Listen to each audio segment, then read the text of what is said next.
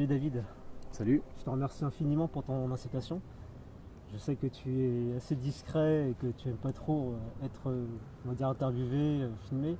Et du coup, ton incitation me touche énormément. Est-ce que tu peux te présenter rapidement, brièvement, pour ceux et celles qui ne connaissent pas? Bonjour, je me présente, je m'appelle David Bell, je suis fondateur du parcours et je suis acteur aussi. Voilà.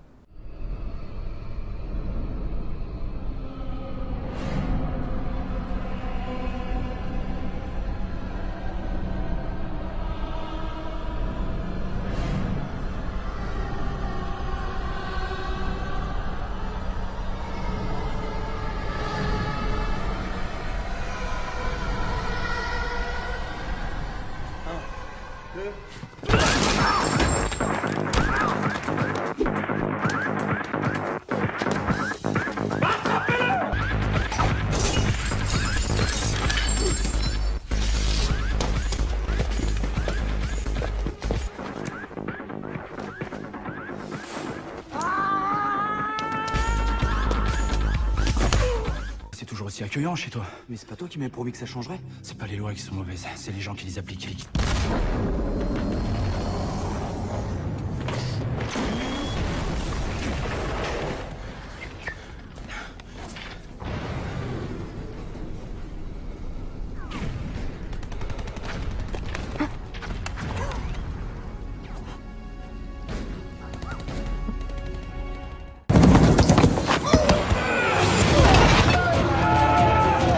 Brought some of the great world experts at parkour in to teach us what to do and how to make it look good.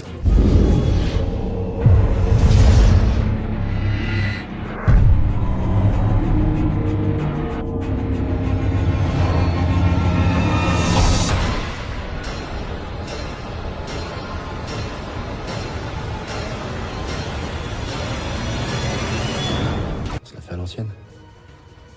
Ok, à l'ancienne.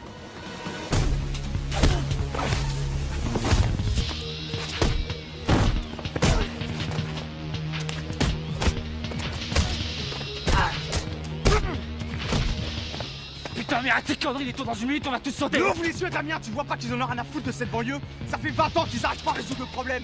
Alors ils ont fait un mur autour, et maintenant ils vont nettoyer, c'est tout. T'as pas remarqué qu'il n'y a plus un seul fonctionnaire? Plus de poste, plus d'école. Et comme par hasard, ils ont fermé le dernier commissariat. Mais la bombe a été volée, les tours ça s'invente pas quand même. Ah ouais, et le fourgon attaqué par des malfrats, c'est ça? Ouais, c'est ça. J'aimerais bien la voir sa gueule quand il va apprendre la nouvelle. Lave-la, ma gueule, alors ça t'inspire?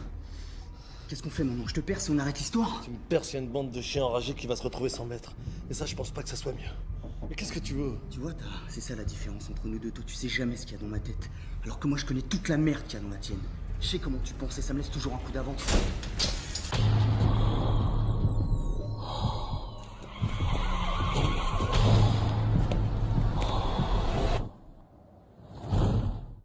Donc, le parcours, beaucoup de définitions, pas mal d'informations, de surinformations. Pour toi, le parcours, c'est quoi? C'est vrai qu'il y a tellement de trucs, tellement d'explications. Le parcours, je pense que c'est simplement réussir à se trouver, quoi. Parce que des fois, on peut partir dans des sports qui te modifient un peu ta façon de bouger parce qu'il y a trop de technique et tout. Et le parcours, c'est simplement bouger pour se retrouver. Voilà, si je devais résumer le truc, c'est bouger pour vous retrouver. Pour retrouver des gestes qui sont inscrits déjà en nous. Parce que bien sûr, on invente. Enfin, c'est un nom que j'ai mis sur une forme.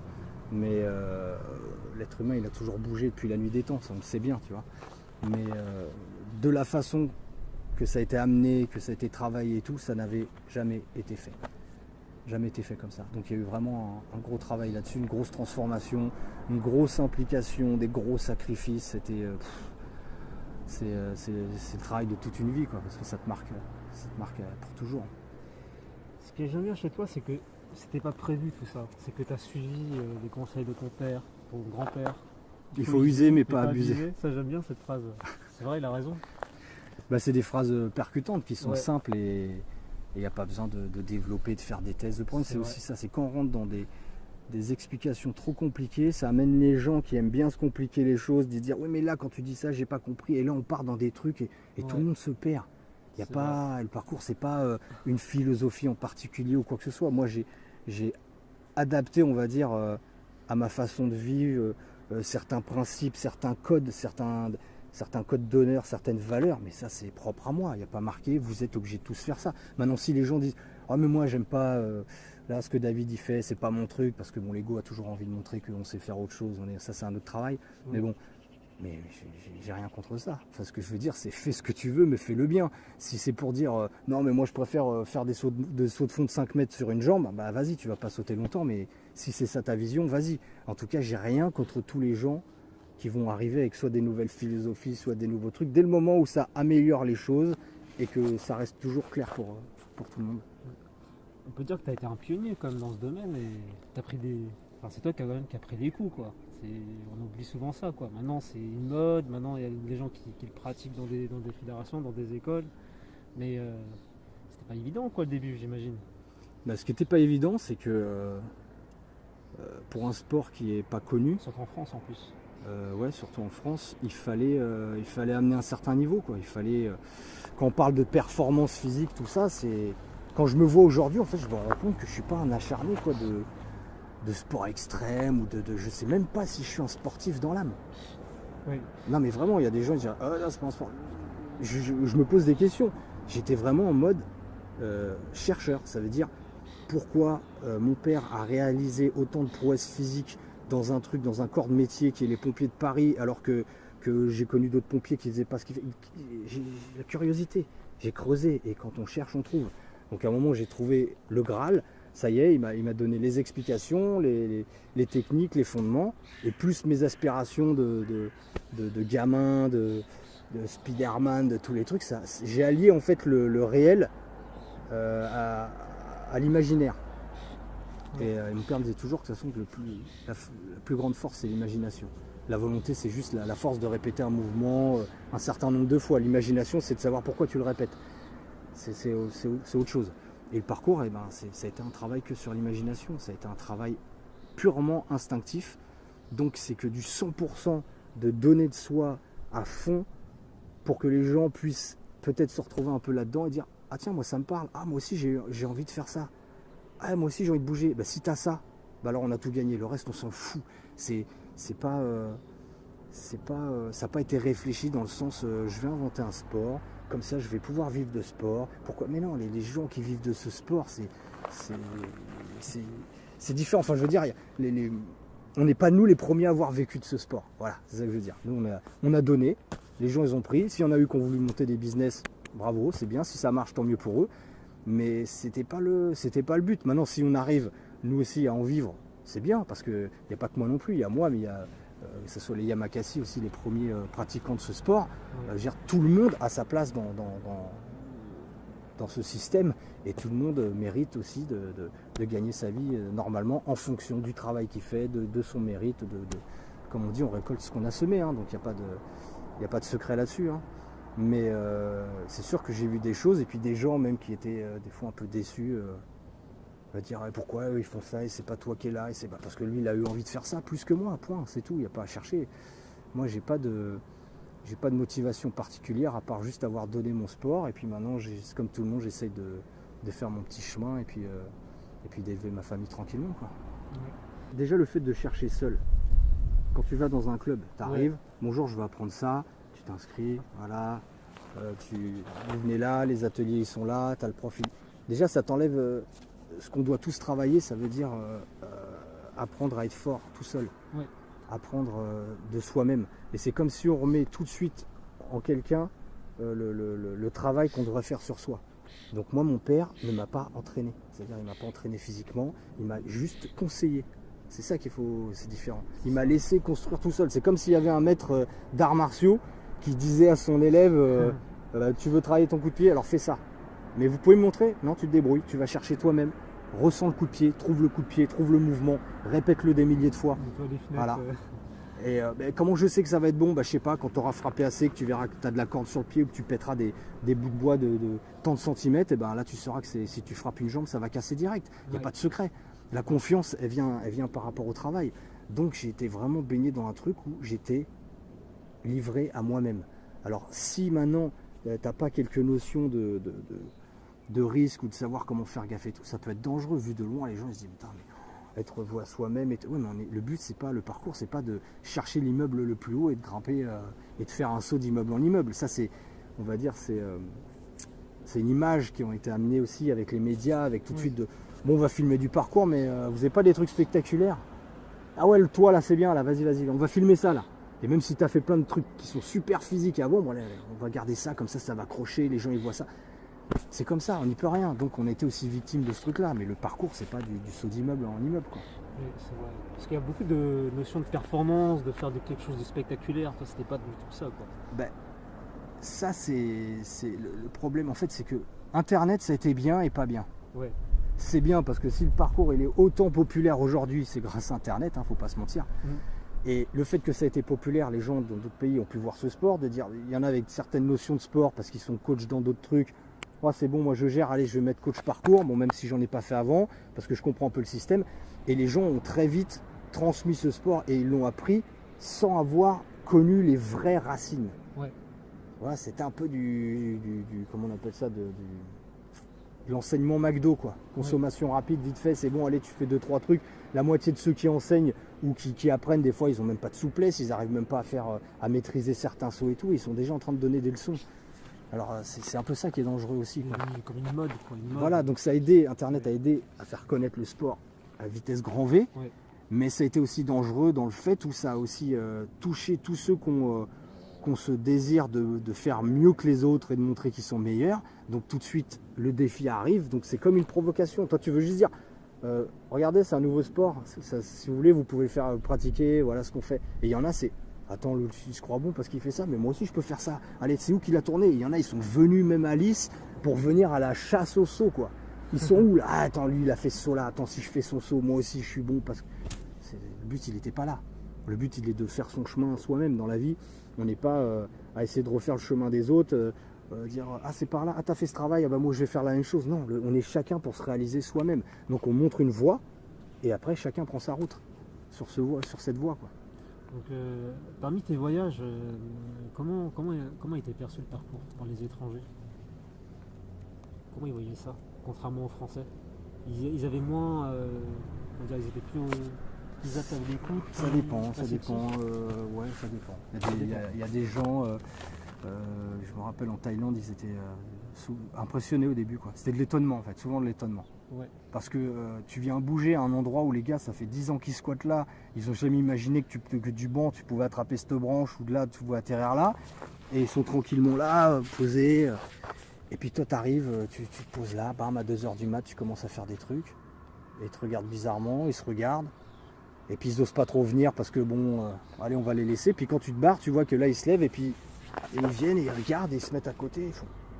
Ah ouais, quand même, attends. Puis il y en a qui essaye, puis quand c'est l'autre qui essaye et qu'il n'y arrive pas, que là il prend conscience que ah ouais, quand même, il faut de l'entraînement pour faire ça. Ouais. Et là le respect commence à venir. Au début c'est un peu comme le skate, on tente.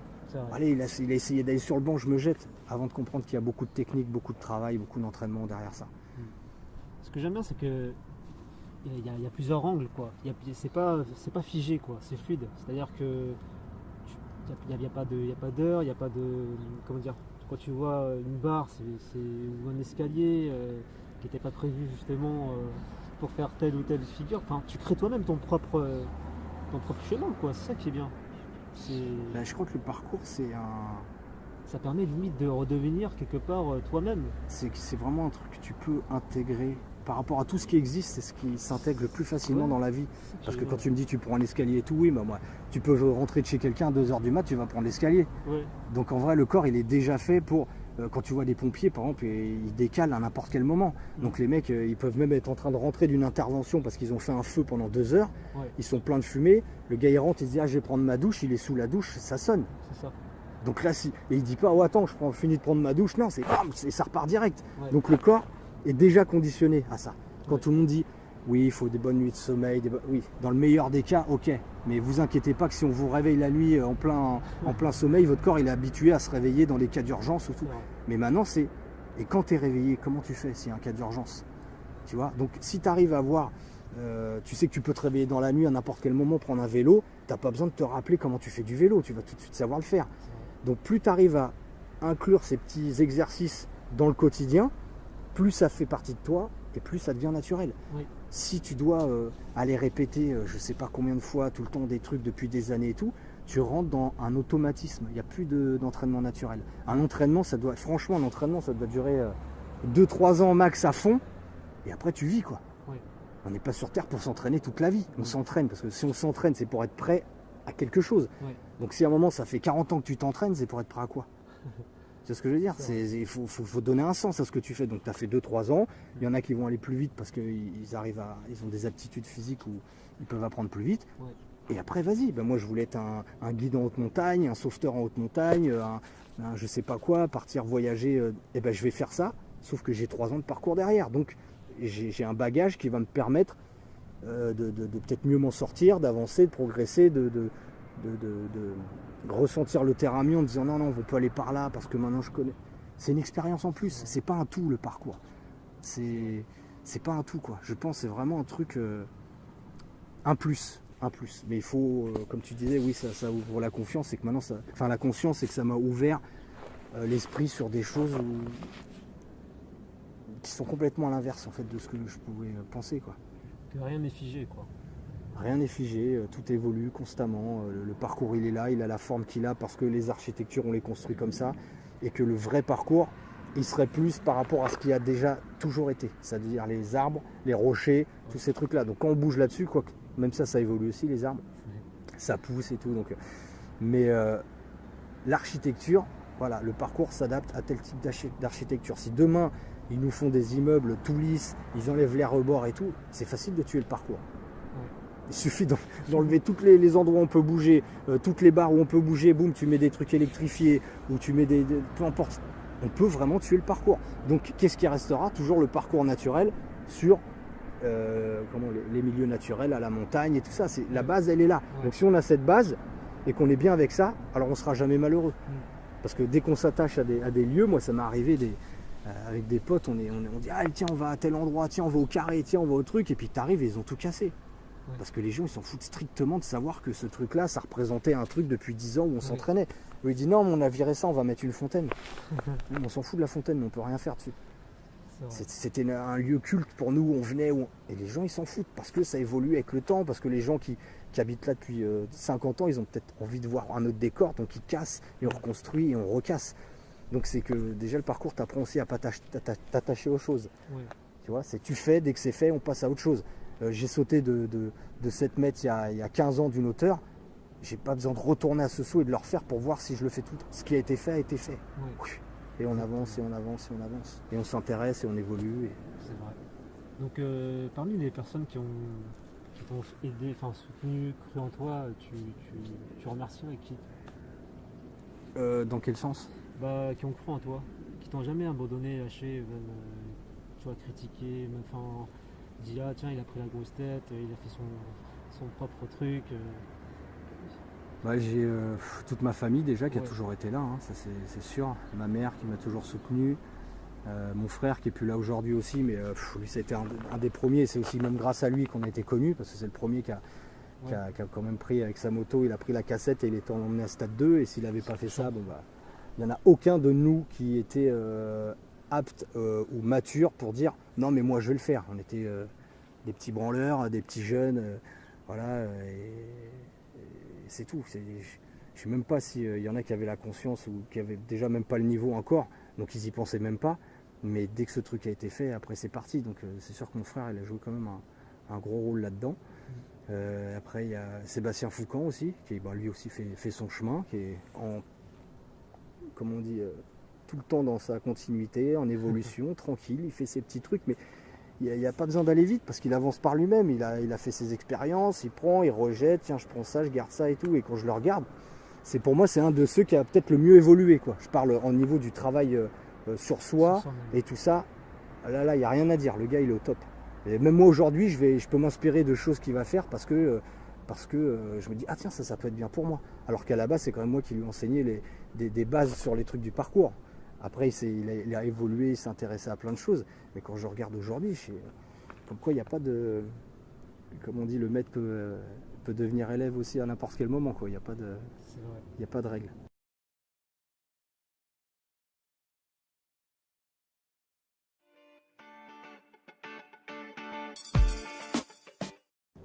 Donc maintenant, est-ce que tu travailles toujours des figures ou t'as arrêté, maintenant tu travailles sur autre chose?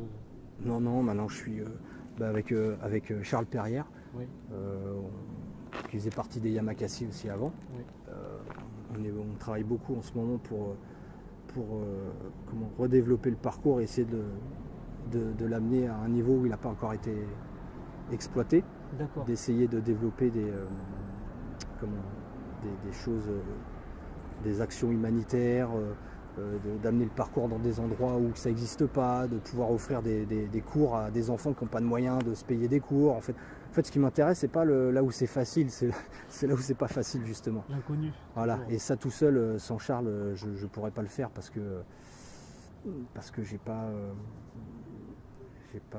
les compétences pour ça. Moi, quand je suis sur le terrain, ça va, mais tout ce qui est l'organisation, la Logistique. préparation, tous ces trucs-là, lui, c'est vraiment quelque chose qu'il a aussi développé de son côté et qu'il maîtrise très bien.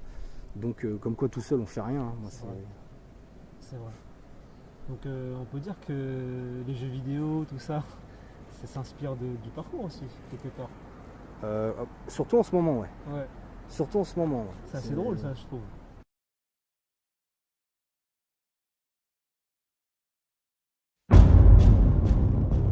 David Bell, choreographer, stuntman and movie star. Known for such movies as Luc Besson's District 13, Babylon AD and Brick Mansion.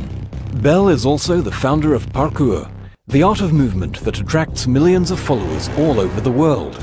He cooperated with the studio behind Dying Light, one of the most anticipated games of 2015.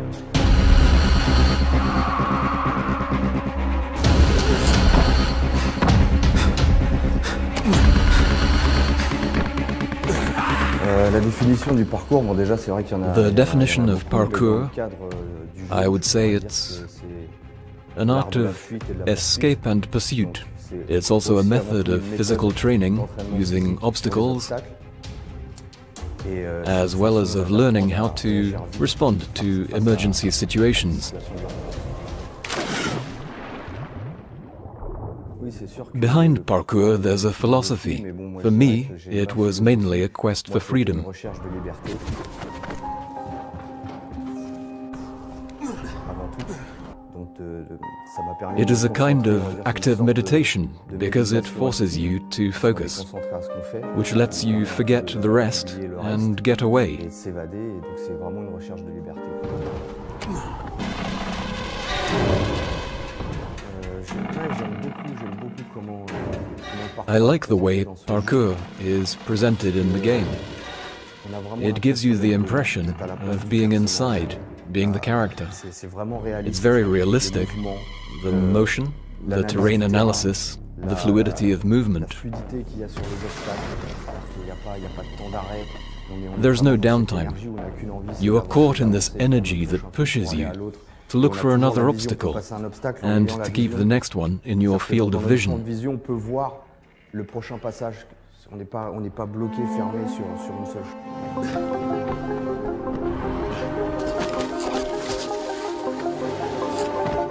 Et déjà, on est...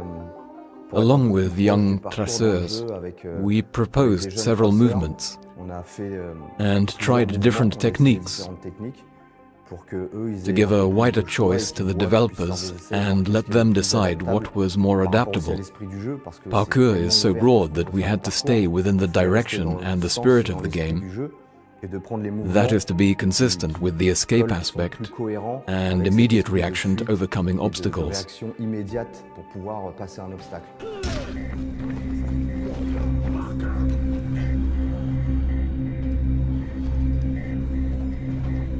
Et j'ai trouvé vraiment agréable. The way you play is la very façon de jouer, enjoyable. En fait, c'est un This is a c'est un style style que that je I trouvais pas could dans not les autres find jeux. in any other J'ai essayé game. pas mal de jeux où il y I avait have un peu tested de many parcours games et that tout, use c'est parkour, marrant. and it's the Là, first c'est la time I première have fois found que that j'ai feeling cette of sensation-là freedom, de ease, liberté, de fluidity. facilité, de fluidité.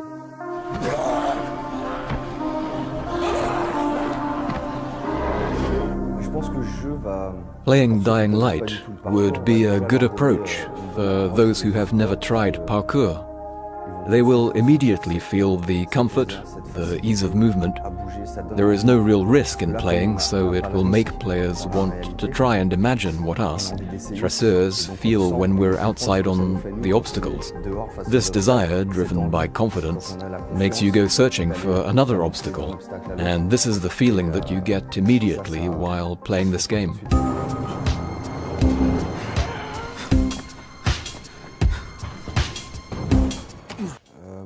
Dans la présentation du jeu, vraiment ce qui m'a surpris, What struck me most was playing with the Oculus Rift on. la vision.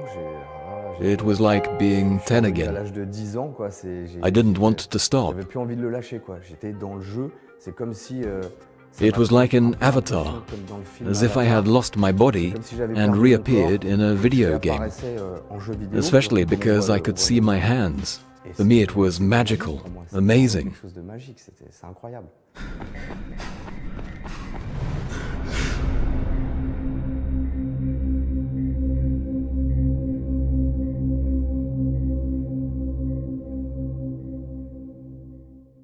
Ouais, mais ils sont obligés parce que c'est quelque chose qui fait partie de.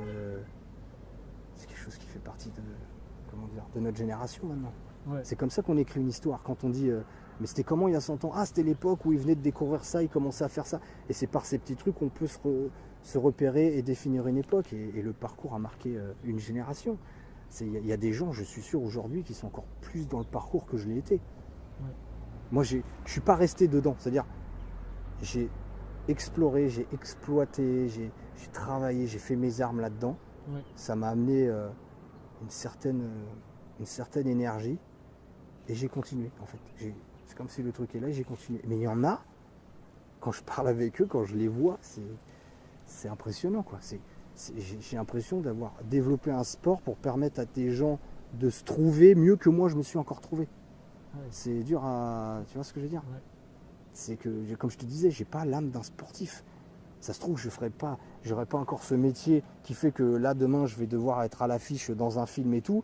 Ah, je me dis, oh, putain, merde, j'ai pris un peu de poids et tout. Il faut que, par respect pour les gens et tout, entraîne-toi un petit peu. Mais moi, demain, il n'y a pas de cinéma où il n'y a rien. Ça se trouve, j'aurais peut-être 15 kilos de plus, là, j'en sais rien. Non, mais bon, c'est vrai que j'aime bien manger et tout ça, mais je peux pas te dire que je serais sur le physique. Tu vois, je suis pas une personne qui est là, qui va être tout le temps à se prendre en photo. Ou dire, oh, putain, merde, j'ai perdu ça et tout. Aujourd'hui, c'est un peu la mode. Tous les mecs, ils sont à fond là-dessus, sur le physique et tout. Et en fait, je me dis, non, moi, c'est juste parce que j'ai eu le malheur de faire un sport qui m'a transformé de A à Z. Le fait d'avoir répété des trucs, ça m'a modifié. Mais j'ai pas fait le sport pour me modifier. Il y en a, quand ils vont à la salle de muscu, ils savent pourquoi ils y vont. Ils y vont parce qu'ils veulent un corps. Voilà, ils veulent se faire une armure parce qu'ils ont un manque de confiance ou un souci d'esthétisme, j'en sais rien. Donc ils vont dans ces salles de muscu. Mais c'est pas fonctionnel dans le sens où tu viens pas apprendre quelque chose qui va te donner des compétences ou des qualités pour aller faire quelque chose. Quand tu fais le parcours, je regarde tous les gars qui font du parcours et qui sont soit dans des métiers à haut risque, dans la police, dans les pompiers, dans différents trucs, et ils s'en servent réellement. C'est impressionnant, quoi. Ça, c'est impressionnant. Non, franchement, c'est impressionnant. Quelles ont été les personnes les plus incroyables que tu as rencontrées? Qui t'ont vraiment appris quelque chose? Incroyable. C'est une personne incroyable que j'ai rencontrée, c'est le hors humain. Ouais. Mais ça, c'est plus sur un point de vue personnel, parce que c'est pas... le hors humain, il est intéressant pour les gens qui font un travail sur eux et qui ont envie de se reconnecter à certaines choses. Maintenant, voilà, c'est complexe, c'est vraiment... Parce que c'est mon travail personnel, c'est des choses qui ont fait que, naturellement, j'ai dit, mais cette personne-là, c'est pas possible, les gens, ils voient pas clair ou quoi? Voilà, donc on peut toujours critiquer, toujours trouver des trucs. Moi, je sais juste que c'est pas un illuminé, c'est quelqu'un qui a la tête sur les épaules. S'il y a bien quelqu'un qui est lucide, c'est lui. Donc, j'ai beaucoup de respect pour le hors humain. Et il m'a apporté un second souffle, en fait. C'est bien le cas de le dire, un second souffle. Et il m'a montré que ça ne s'arrêtait pas là, que tout n'était pas fini. Et puis que, voilà, comme les saumons, il fallait remonter le courant. si tu avais quelque chose à dire aux internautes, aux jeunes qui veulent se lancer justement dans le parcours. C'est délicat. C'est délicat, ouais. C'est délicat pas parce évident. que pour moi c'était facile et j'étais dans un état. En fait, personne n'aurait pu m'arrêter. Quand je dis ça, ça soit même ma mère, quoi qu'il se soit, c'est dur à dire ça, mais j'étais tellement convaincu que j'étais sur ce qui allait changer ma vie, sur quelque chose de nouveau. Ça veut dire tu te connectes en fait. C'est comme si tu te connectes à l'époque. Pouf, qu'est-ce qu'il y a aujourd'hui? Basket, football, machin, skateboard, rugby.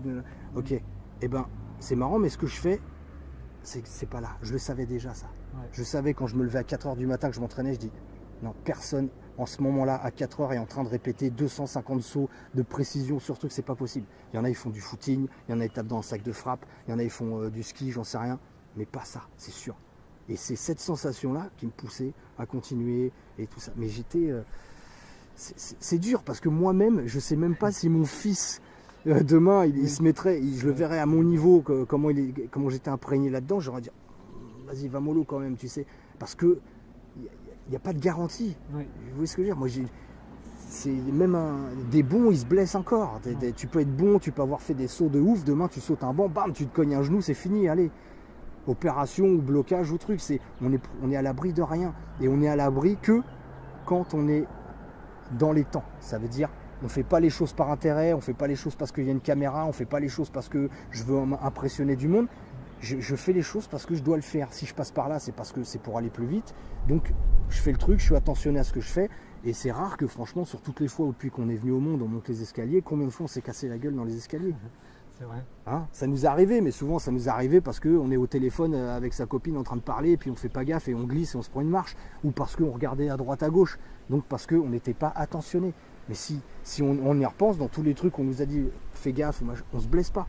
Donc maintenant, si je devais donner un conseil, c'est réfléchissez bien et on joue pas avec sa vie.